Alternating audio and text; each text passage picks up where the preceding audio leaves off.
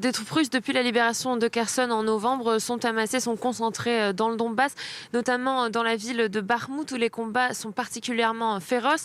Bakhmout, aujourd'hui, c'est devenu l'épicentre d'une des campagnes sans doute les plus sanglantes de cette guerre.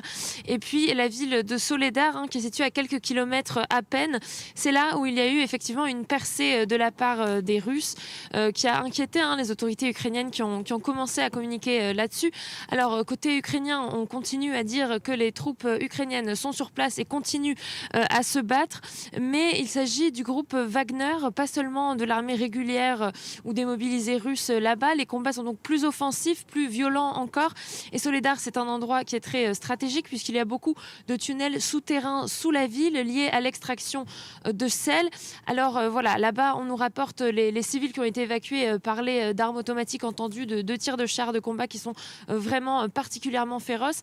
Et tiens bon, Bakhmout, c'est devenu un cri de ralliement ici en Ukraine, puisque les Ukrainiens sont vraiment déterminés à se battre jusqu'au bout, à un moment où, avec la promesse de livraison de plus d'armes occidentales encore, les Ukrainiens veulent tenir à tout prix. Mais il faut dire que côté russe également, il y a une volonté de ne pas lâcher après plusieurs mois sans victoire majeure dans cette zone. Donc la situation reste extrêmement tendue et les heures, les jours qui viennent vont sans doute être décisifs après cette première percée. Et puis, il faut dire que sur les 100 000 habitants de la ville de Bakhmout, il ne reste que 7 000 personnes, que la plupart des civils évacuent, car la situation continue vraiment à se dégrader pour les Ukrainiens.